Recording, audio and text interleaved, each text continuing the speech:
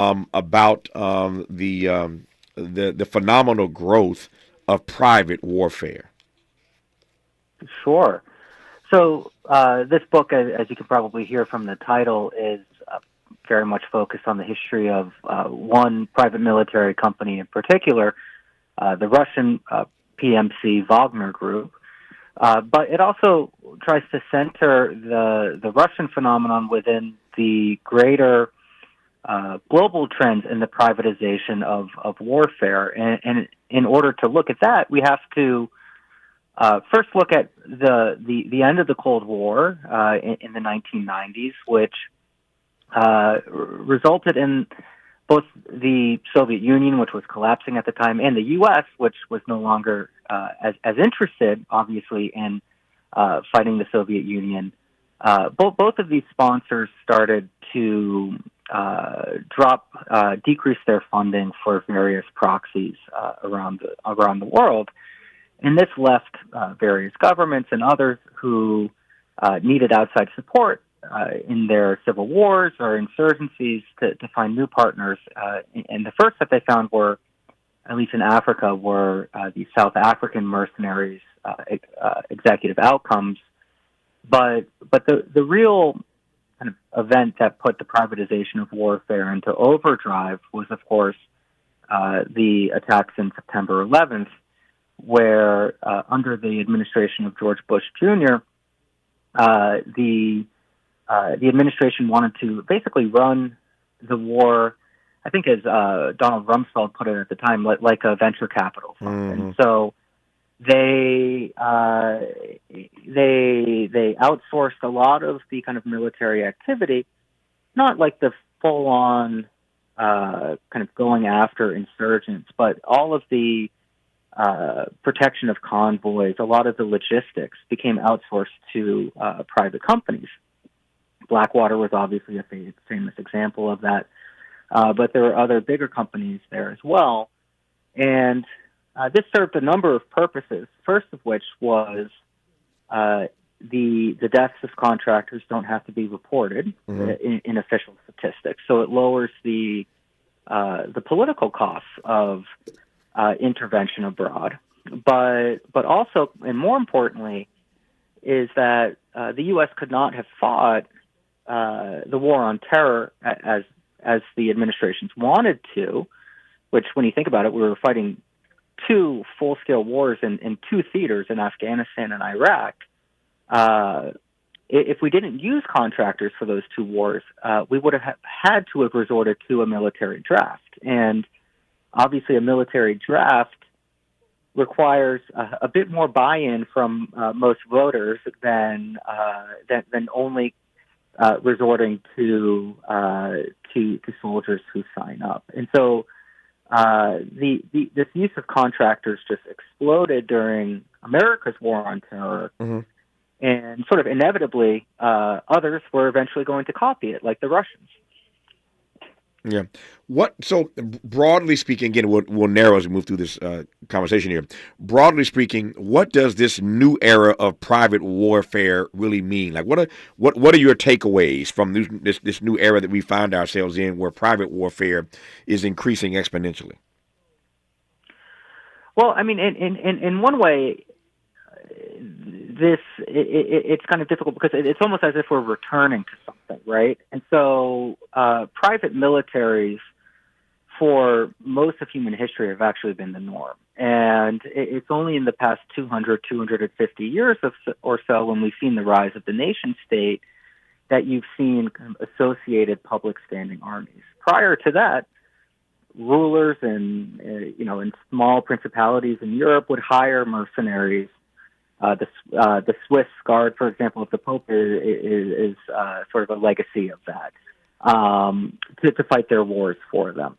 We're returning, I think, to a world where the state no longer holds a monopoly on the legitimate use of force. We're increasingly outsourcing a monopoly on violence to other entities like PMCs. And what's different now is that, of course, these PMCs benefit from the same trends of globalization that make it possible for you to get a package through Amazon Prime the same day. It makes it easier now as well to pluck men from one conflict and bring them over to fight in another. It's sort of this dark underbelly of globalization. And so mercenaries have always been around, but I think the scale and the scope of what PMCs can now accomplish is vastly different, to the level that they might even rival some nation states. Wow. We're talking about the rise of private warfare, this new era of private warfare, and what that means for all of us. Our guest is John Lecter. More with him when we come forward on Tavis Smiley. From Leimert Park with love, this is Tavis Smiley. Joe Montana here.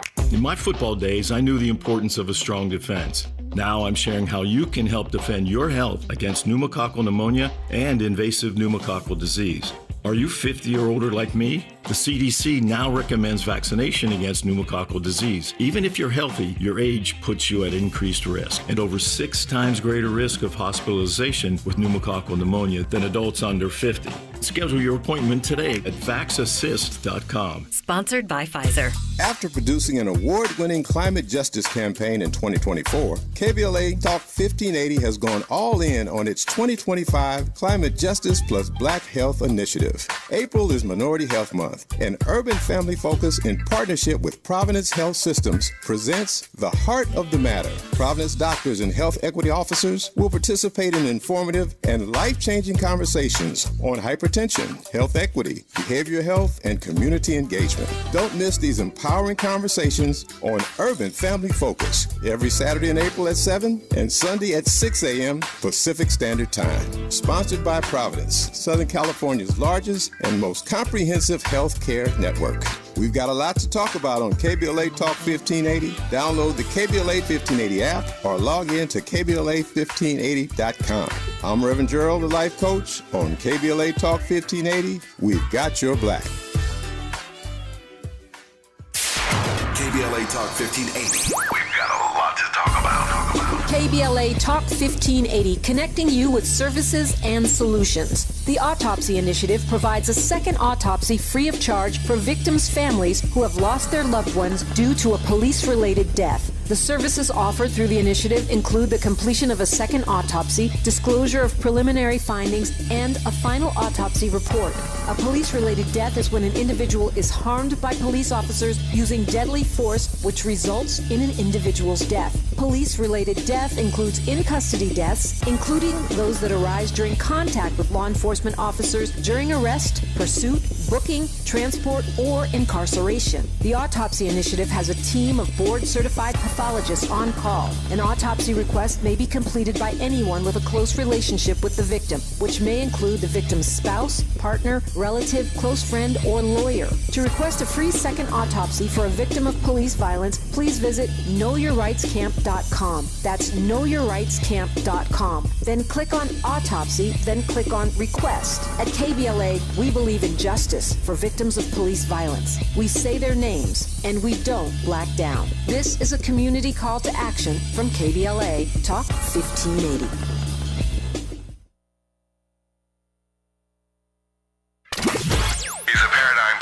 And the top-rated African-American talk show host in the nation, according to Talkers Magazine. You're tapped in with Tavis Smiley right now.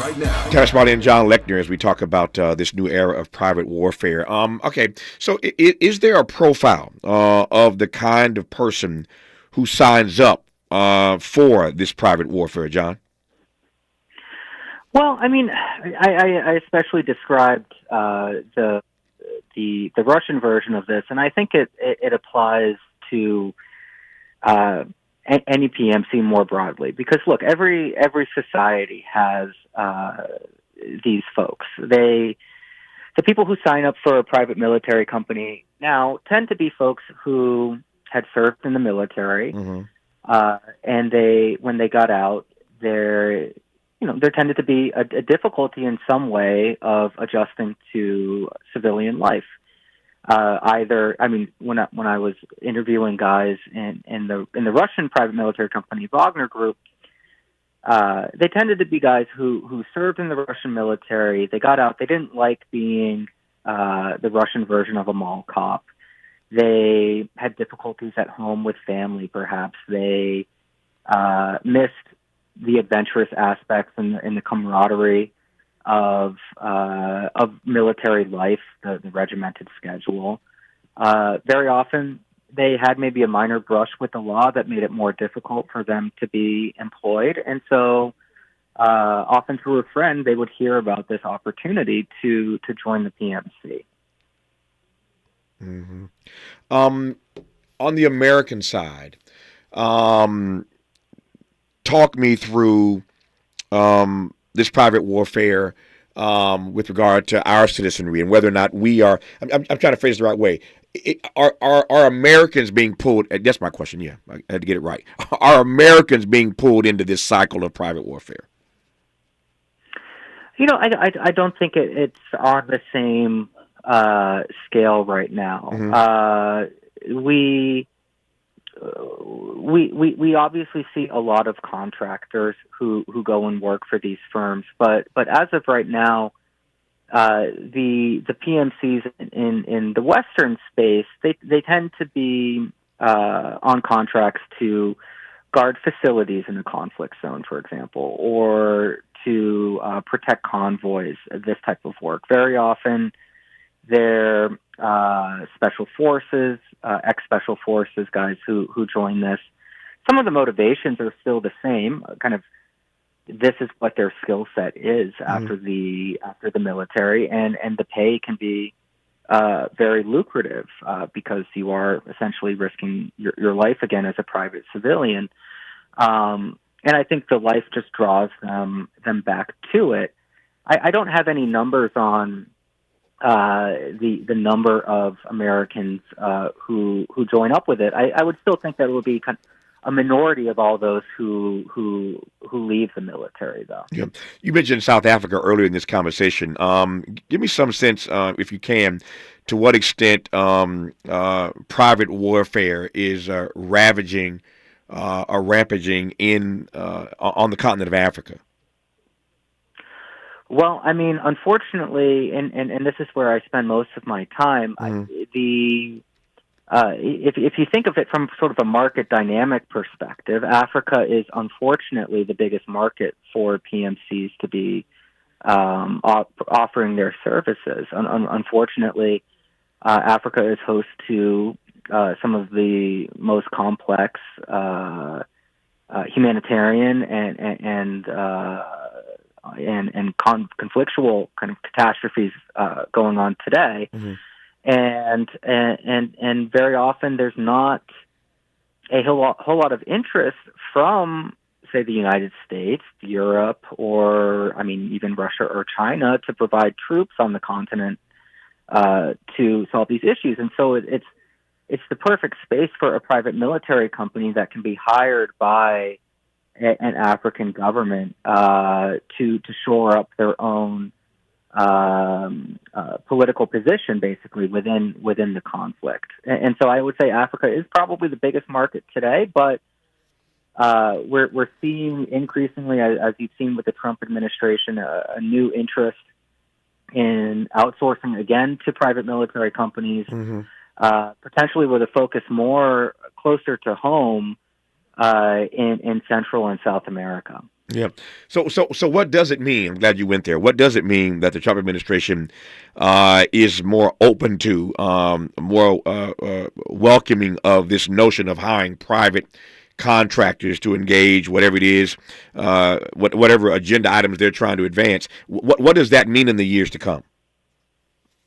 I think we're going to see a second rise of private military companies here in the U.S. And I don't think it's necessarily even something unique to the Trump administration. I think it comes out of kind of a very long line of conservative thinking on small government, and the desire to privatize or outsource as much of public goods as can be, with the theory being that the private sector is more effective in running these sorts of things. I think you see an isolationist tendency within the Trump administration, at least as it applies to certain parts of the world. And so there's a look to pull back from the Middle East, to pull back from Africa, and actually, look at more kind of aggressive foreign policy closer to home.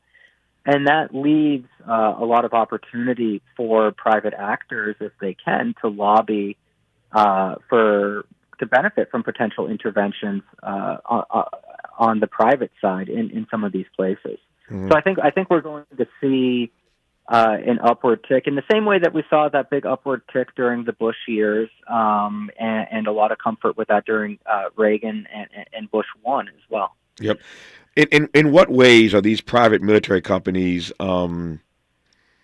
leading to their engagement? That is leading to the end of civil liberties. Well, I mean, it depends on how. Depends on how you look at it. I mean, they tend to be a part of sort of the larger ecosystem.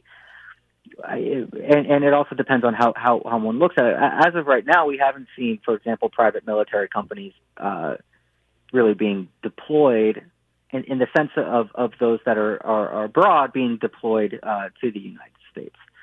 That might be something that changes in the future. I mean, you can certainly look at, say, the privatization of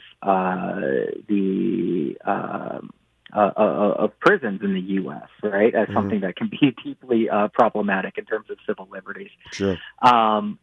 But as of now, the United States very much the government is very much kind of focused on controlling the monopoly on the use of force at home.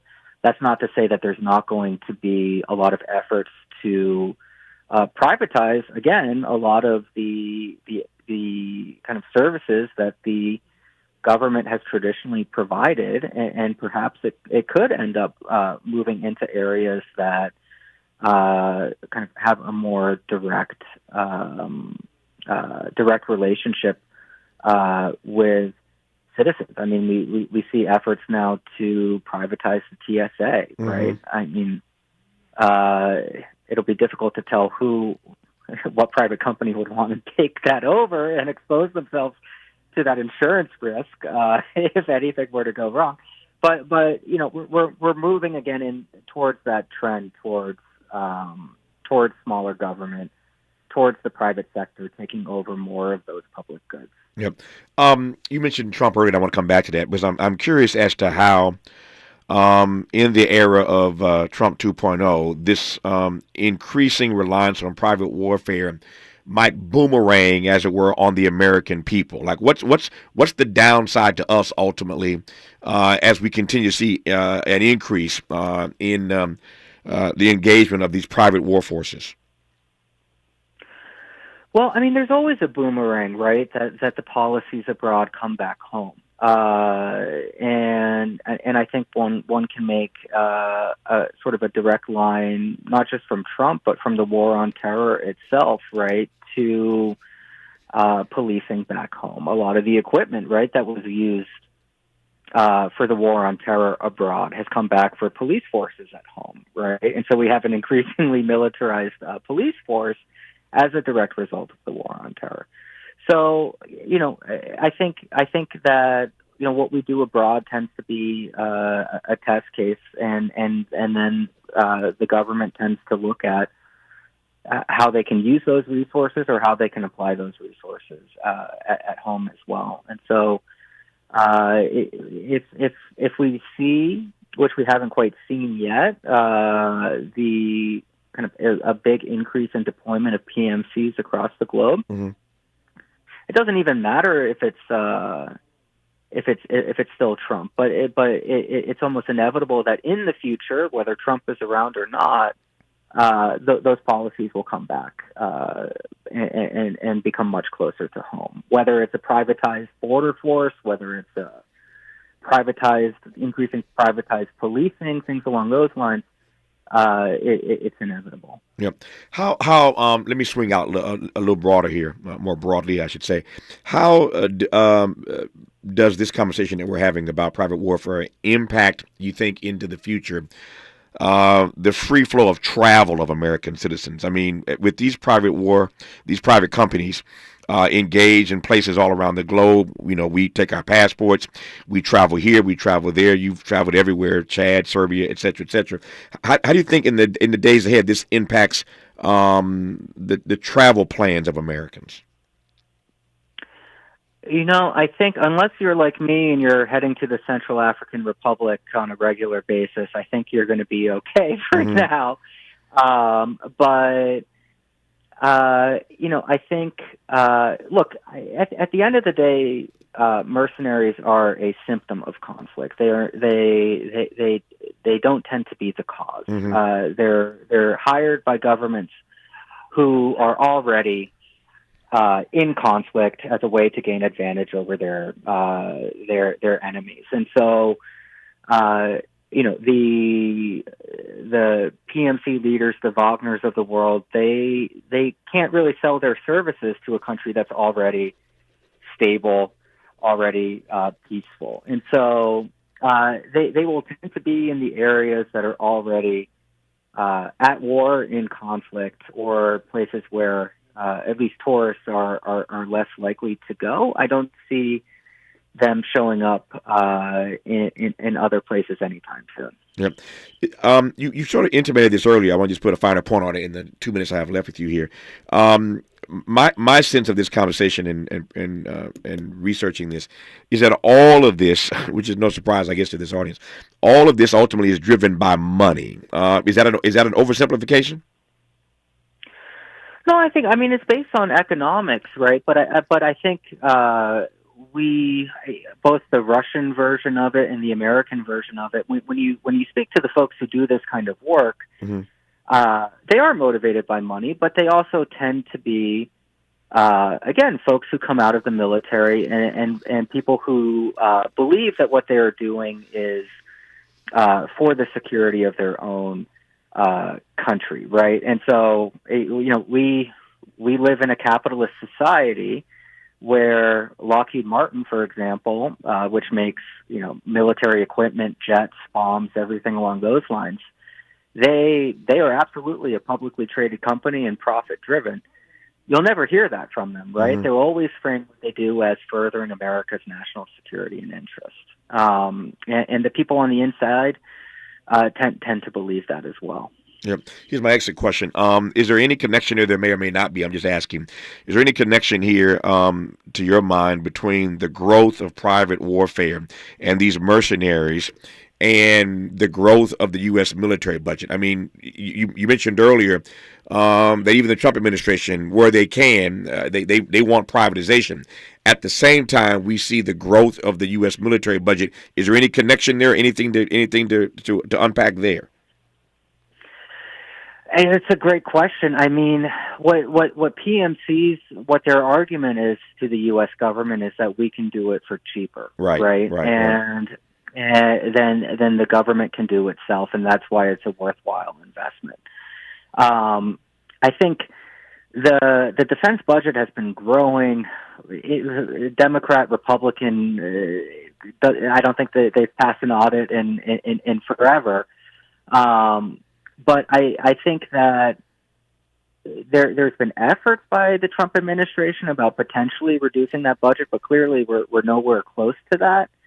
The PMC argument is that PMCs can reduce that defense spending, but that would still entail a massive amount of spending in order to support these PMCs as well. So it's tough to tell at this point how it's going to shake up or what the exact relationship is going to be. Yep.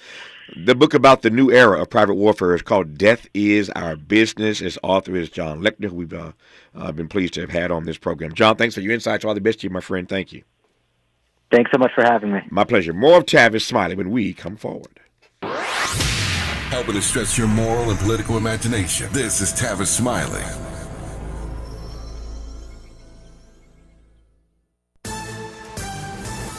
I'm Bree Wood with 4 Things You Should Know with BIN News. The People's Union USA is organizing a national economic blackout from April 18th to the 20th to protest corporate exploitation and political corruption. The group urges consumers to avoid major corporations and shop locally. They oppose the rollback of DEI initiatives at retailers like Walmart, Target, and Amazon. New York schools are defying the Trump administration's order to end DEI practices, citing lack of authority to enforce it. They remain committed to Title VI of the Civil Rights Act, which prohibits discrimination despite threats to cut federal funding. Though the rain is easing, dangerous flooding persists in the South and Midwest. 4 days of heavy rain have caused widespread floodwaters, especially in Kentucky, where highways are shut down and 4 people have died. And in a quick change, stocks are rising on Wall Street right now. The Dow Jones is up 1,400 points, with the S&P 500 and NASDAQ also sharply higher. Get BIN News on demand 24/7 on the iHeartRadio app. Right now, there are young people across the world facing a tough choice: continue their dream of education or drop out to help their family put food on the table. You can help change their future in a single moment. See how far your support can go at unbound.org. Is this the time? This is the KBLA Sports Minute with Ray Richardson. The Dodgers have lost 3 of their last 4 games after losing to the Washington Nationals 6-4 Monday night. Monday morning, when the Dodgers visited the White House to be honored by President Trump for winning the World Series last season, all the players and staff wore a suit and tie. Somebody should have made the suggestion that everybody in the Dodgers group wear a number 42 Jackie Robinson jersey to the ceremony. That would have been a huge statement and a message to Trump that the Dodgers organization firmly stands behind Major League Baseball's first black player. Under orders from Trump, the U.S. Defense Department 2 weeks ago removed a story from its website about Robinson's military service before he signed with the Brooklyn Dodgers in 1947. Enormous criticism of the move forced the Defense Department to put Robinson's story back on their website. No debates, no speculation, just the info you need. That's your KBLA Sports Minute. I'm Ray Richardson. More news, opinions, and conversation when we come forward on KBLA Talk 1580.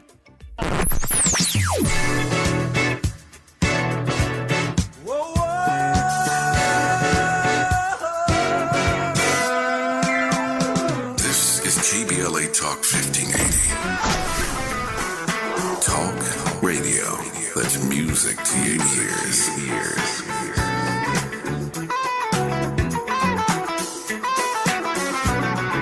We're unapologetically progressive. KBLA Talk 1580. Compassion sponsorship means food, healthcare, education, and more for a child in poverty. And there are thousands of kids who've been waiting over a year and their wait. Sponsor a child with compassion today. Text the word radio to 83393. Hi, I'm Dominique DePrima, and it's almost time to celebrate KBLA's 4th anniversary, coming up Juneteenth 2025. We'll be marking the achievement with 4 key community events, including a special symposium, luncheon, and brain trust hosted by me entitled The State of Black Women in Los Angeles. Keep it locked here for details on how to join us for this groundbreaking symposium examining the unique challenges, triumphs, and contributions of Black women in Los Angeles in the areas of education, healthcare, community leadership, cultural and political contributions. This public convocation will provide a critical forum to address the specific social, economic, and political realities facing Black women in LA today. We'll go live with a radio broadcast and YouTube live stream, a public discussion, and a private dialogue with some of LA's most impactful women. It's an affirmation of Black women standing at the intersection of race and gender in times of adversity while demonstrating remarkable resilience and leadership. We will listen and we will speak out and be heard, all in service of finding opportunities and solutions. Please plan to join us in celebrating our 4th anniversary by amplifying the voices of Black women. For more on our symposium and 4 events celebrating 4 years on the air, simply stay tuned or keep an eye on KBLA1580.com and help make this Juneteenth more jubilant with all of us at KBLA Talk 1580.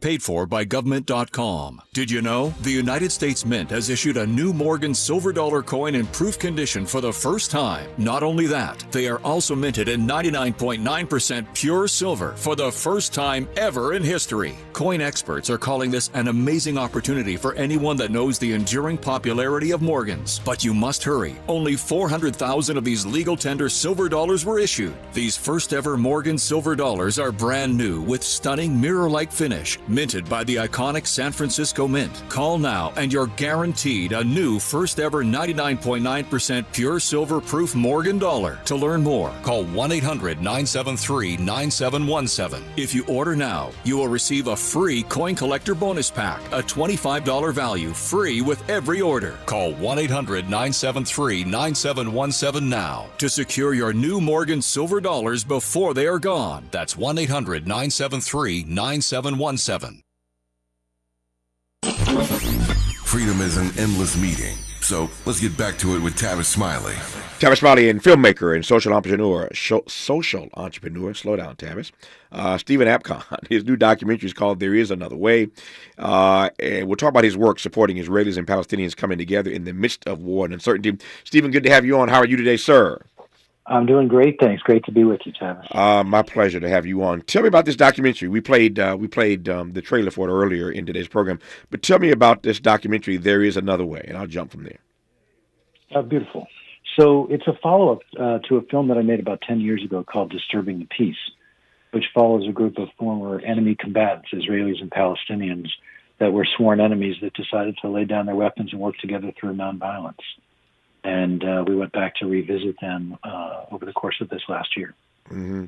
Tell me more about these persons, because when you follow this story as we have, whether one wants to or not, it is a story, and there are lives at stake, and in the minds of many, genocide being employed, and so when you again, cover this conversation day in and day out, you don't ever get to the point of talking about Israelis and Palestinians coming together. So tell me more about these people. We unfortunately, we tend to be stuck in these media narratives that are all polarized and tell us that people, are sworn to. And the reality is far from different from that. And they're people who grew up on either side of the narrative, and were participating in the violent circle. Mm-hmm. There are Palestinians who were armed resistance fighters, and Israelis who became elite soldiers in top units. And all of them at some point came to realization that they were playing a role in somebody else's story, and realized that they could be far more effective through nonviolence. And they were introduced to each other about 20 years ago. And it took them 2 years of meeting. The first time they met, the Israelis were convinced that they were being brought into the West Bank to be assassinated, and the Palestinians were convinced of the same thing. It took them 2 years to build trust and to do it all underground before they went public. They are, as far as I know, the only group of enemy combatants working together during an ongoing armed conflict through nonviolence in the world. And they're really extraordinary human beings. Yep. When you said earlier, I love this phrase, that they realized they were playing a role in somebody else's story. Unpack that for me. Look, we have to understand that at the beginning of this film, one of the people in the film says, we realized we had something in common, the willingness to kill people we don't know. And it's not just them. We're all complicit in it. This is not just between Israelis and Palestinians. In the last year of the Obama administration, we approved a $38 billion military package for Israel, and over 10 years. And we met with the chief procurement officer of the U.S. military, whose job was to make sure that not $1 of that $38 billion ever left the United States. It was full employment for our defense companies. And since October 7th, the U.S. has provided over $18 billion of weapons to Israel. Mm-hmm. I wonder whether or not you see any U-turn in that. I ask that because, again, no naivete here. Bernie Sanders comes to mind, of course, immediately. There are people in the Senate, and I was actually surprised. I think my recollection is it got up to like 20 votes. There were 20 senators at one point that joined Bernie in his campaign to slow down these weapon sales. And so the narrative on this is slowly, I think, being challenged, if not changing. What are your thoughts on that? Well, I think that there are cracks in the foundation, but unfortunately, as it's happening, just in the last 3 weeks alone, there have been 1,500 more Palestinians killed in Gaza. And we have to recognize that the violence is not just in Gaza, but when the ceasefire came about, it really wasn't a ceasefire. It was a redirection of the IDF into the West Bank, where there's been displacement of many villages and many people killed as well. So, there are some things happening. We had a screening in D.C. recently, and a number of the people from the film were with us, and we were on the Hill for the day and met with people, including in Rand Paul's office, who is really clear about the need to stop weapons sales at this point. Mm-hmm. What kind of response did you and the group get on Capitol Hill trying to advance that message with U.S. senators?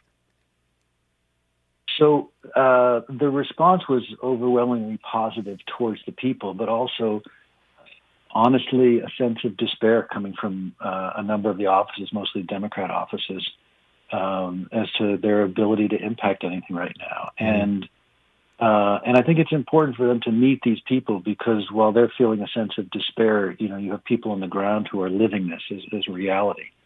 And, as we're going through this, one of the women from the film, Mai Shaheen, had friends killed in Gaza that day. And so it's very real for people. Yep. So these Israelis and Palestinians come together. Again, the documentary is called There Is Another Way. They come together, and when they come together, they do what? Great question.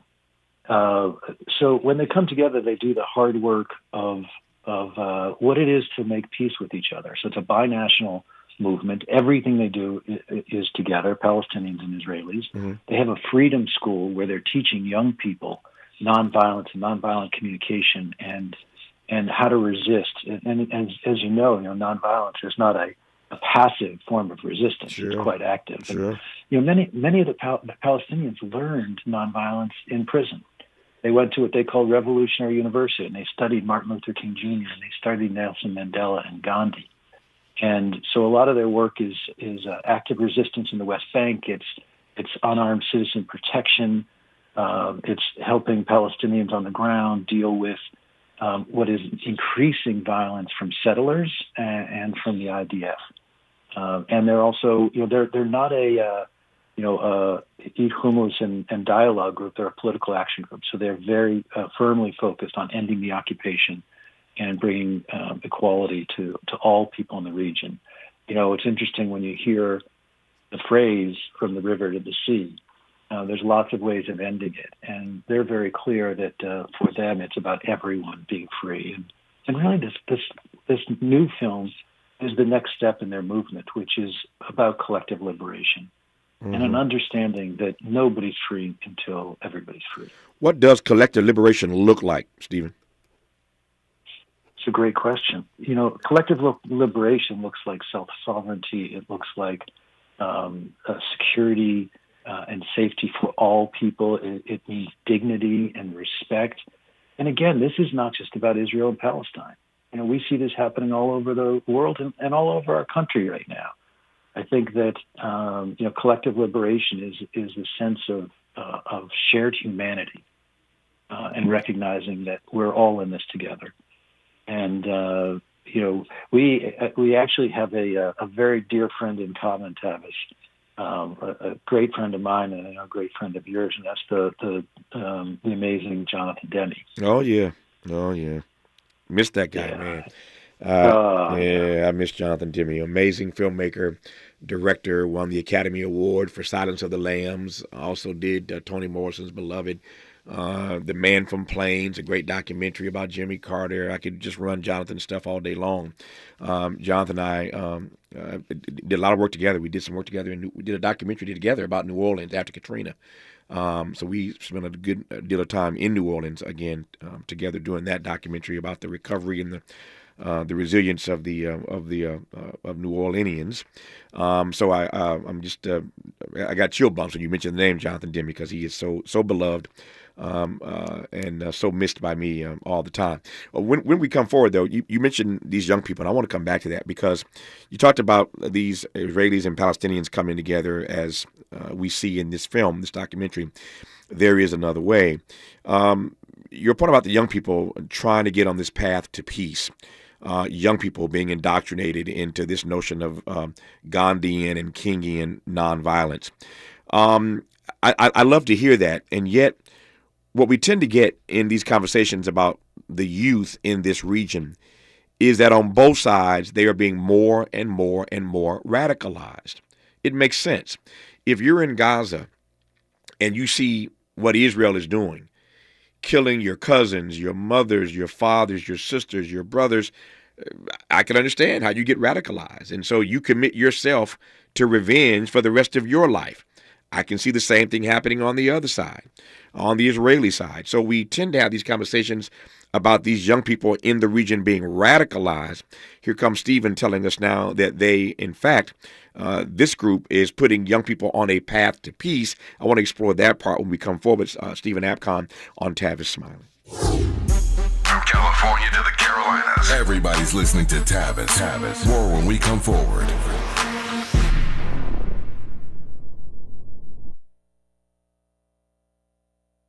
We asked seniors how to prevent Medicare scams. My best advice, if you get a phone call, do not talk to the person. These people are well trained. Don't talk to them. They don't know me. They're just trying to scam me. Don't be fooled. Hang up. Just hang up. Never give out your Medicare number. They're going to get your number to put in a false claim. If I get a call from someone, I don't pick up the phone. And should I pick up the phone and they ask for information, then I hang up. How do you detect Medicare fraud? Just like I check my credit card statements, I check my Medicare statements monthly. Scammers can get a hold of your number, order medical devices through your account, and you're not even going to know about it if you don't look at your statement. Check your statement every month.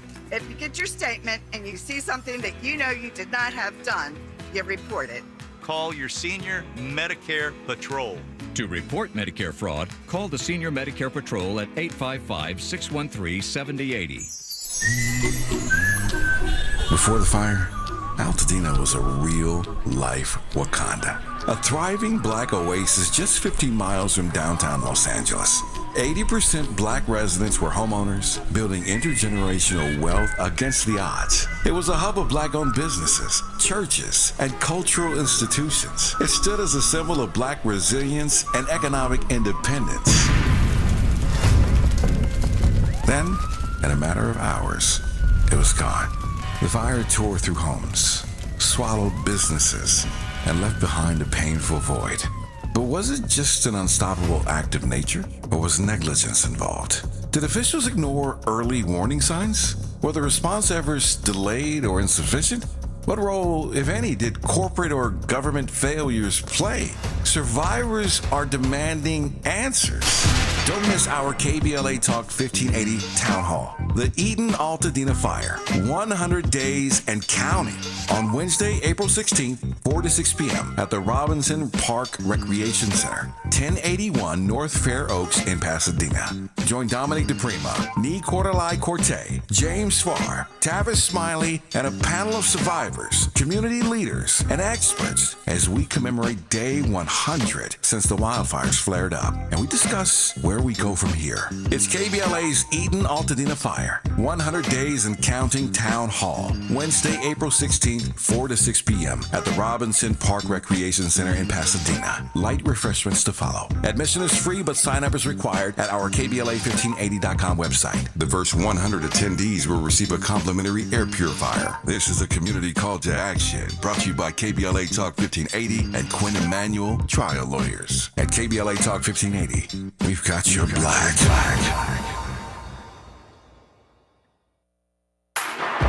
Less monologue, more dialogue. Tavis Smiley continues right now. It does indeed. I guess it's Stephen Apcon, filmmaker, social entrepreneur. His latest documentary is called There Is Another Way. And I'm pleased to have Stephen on for a few more minutes here. So you were talking earlier about these young people in the region, the Middle East, that is, and how they're getting on, as I put it, a path to peace. That is not the story that we hear, and even beyond stories that we hear, this ain't rocket science, right? You can see what's happening to these precious babies in Palestine or on the other side of the border, and it's easy to understand how these young people get radicalized. So talk to me about the radicalization versus being exposed and being even open to a notion of nonviolence and peace. Yeah. The first thing we have to understand is that most people on both sides of this are not radicalized. Right. Right. That's the narrative where we try to equate the Palestinians with Hamas. Mm-hmm. And we got to go back and look at the roots of Hamas, which was in part funded by the Israeli government to undermine Palestinian society so that they couldn't have a unity government. Mm-hmm. We're seeing protests against Hamas in Gaza, which is extraordinarily brave of people to do that. Look, the reality is that young Palestinians have only met Israelis at the end of a gun in military uniform at a checkpoint. And Israelis haven't met Palestinian youth. So they're not post-trauma, right? They're still in the middle of the trauma. So if poverty continues, if displacement of 2 million people in Gaza continues, displace some people in the West Bank, if killing continues, it is hard to see an alternative. It has to stop. And if there's opportunity, and if there are alternatives, I believe that's what not only young people but all humanity are looking for. The truth is that over these last decades, there's been very little violence coming from the West Bank. There's education, there's opportunities, and they're building a society. And we need to be able to see that happen across Palestine.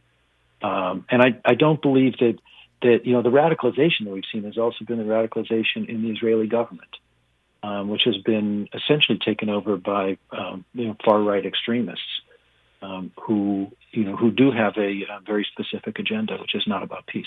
Yeah. When we come forward in our remaining moments with Stephen, he has said something just now that you have probably never heard. Certainly not in this most recent iteration of this war in the Middle East. His point of a moment ago that there are protests of Hamas in Gaza. Anybody seeing that?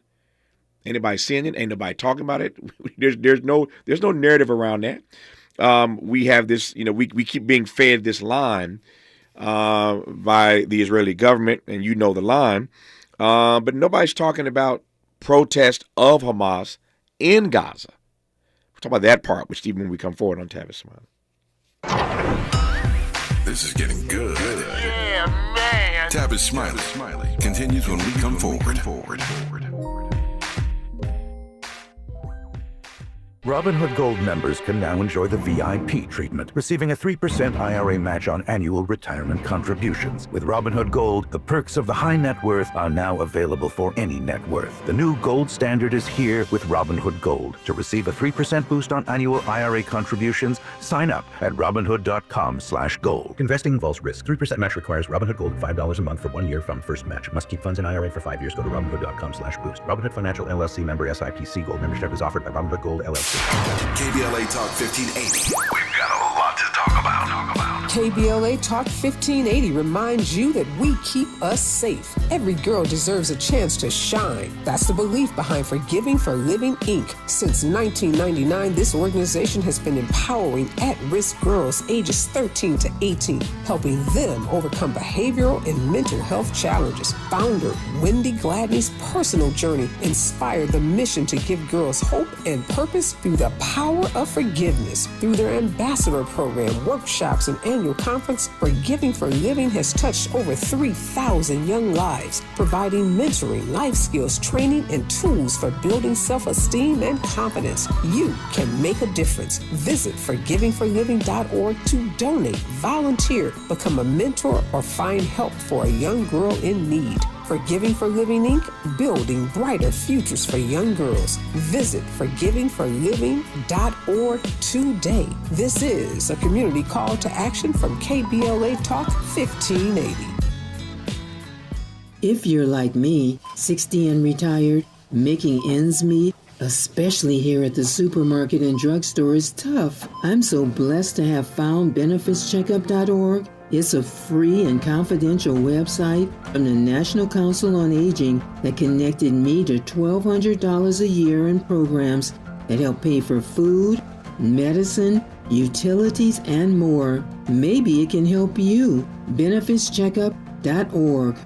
You know where you want to go in life, and City National Bank can help. City National knows the dedication it takes to build your vision for the future into a reality, and our team is here for you. We have a wide range of options to help, from personal savings accounts to interest-bearing money market savings accounts and more, all designed to help you get where you want to go. City National, here for every stage of the journey. Learn more at cnb.com. City National Bank is a subsidiary of Royal Bank of Canada, member FDIC. I can't believe how spotless my floors look after using the Swiffer Power Mop. No more dragging around a heavy mop and messy bucket. Now I get the same deep clean without all the work. Thanks to the powerful solution and scrubbing pad of the Swiffer Power Mop, dirt and grime don't stand a chance, and I don't break a sweat. Mic drop. Mop drop. Swiffer Power Mop. Swiffer Power Mop. A smarter way to mop. Try it or your money back. More honesty than you can handle. More empowerment than you can imagine. You're tuned in to Tavis Smiley. Tavis Smiley and Stephen Apcon, who is the filmmaker behind the new documentary, There Is Another Way. By the way, you can learn more about the film and all the places you can see it, released in theaters, more theaters later. The website is thereisanotherwayfilm.com. Thereisanotherwayfilm.com to learn more about the actual film. But again, I'm pleased to have Stephen on for a few more minutes here. We got about 3 minutes left in this hour. So you said something a moment ago that just really jumped out at me, and I suspect for those listening, they heard the same thing I heard, which is that there are protests inside Palestine against Hamas, a protest in Gaza. That's a storyline that we don't get. I'm not naive in asking, but why are we not hearing about that part, Stephen? Boy, there's so much that we don't hear about, Tavis, and it's a great question as to why.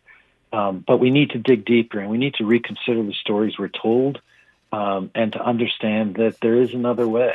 There are protests that are going on in Gaza against Hamas, and there were a number of people killed. We should say his name, Uday al-Rabi, a 22-year-old young man who was killed after protesting. Thousands of people in the streets. And we need to be able to separate out the Palestinians from Hamas and understand that there's something way beyond that. Yeah. I traveled a lot through the West Bank in making the film, and there are hundreds of checkpoints now, and you're constantly in front of a 18, 19, 20-year-old Israeli with a gun pointed at you. Right. And it struck me how heroic it is that there is so little violence coming out of the West Bank and Palestine, given the reality of what people are dealing with on a daily basis. What are these persons, these thousands of people who are protesting Hamas inside of Gaza? What are they protesting, Stephen? They've had enough. They want the same thing we all want, which is peace, which is dignity, which is safety and security for them and for their families. Over 13,000 children killed in the last year and a half. Over 50,000 people killed in Gaza, and we have to understand that the forced displacement, or the forced displacement of 2 million people so far, and the potential of the elimination of the Palestinian population from Gaza, if you listen to the Trump administration, we have to understand that it's not just about Gaza, but it's happening in the West Bank as well. Yeah. The title of the film, the documentary, pretty much says it all. There is another way. But what do you hope that said the takeaways are from the film? Look, we've taken the lead from these incredible, heroic human beings, men, women from Palestine and from Israel, who have laid down their weapons and who are modeling what's possible, both over there and in our own societies, when we refuse to dehumanize the other, when we actually are willing to do the hard work of rehumanizing people and understanding that what we've been fed as these narratives is not reality, that there is another way. And it begins by seeing the humanity, the shared humanity of all people. The film is called, the documentary, There Is Another Way, and Stephen Apcon is the filmmaker behind it. I've been delighted to have had him on in this half hour to talk about the film and his work of supporting Israelis and Palestinians coming together in the midst of warfare and uncertainty. Stephen, thank you for your work and your witness, my friend. Good to have you on this program. Thank you so much, Tavis. Great to be with you. More of Tavis Smiley when we come forward.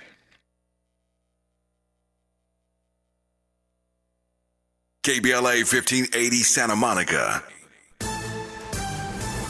I'm Bree Wood with 4 things you should know with BI urges consumers to avoid major corporations and shop locally. They oppose the rollback of DEI initiatives at retailers like Walmart, Target, and Amazon.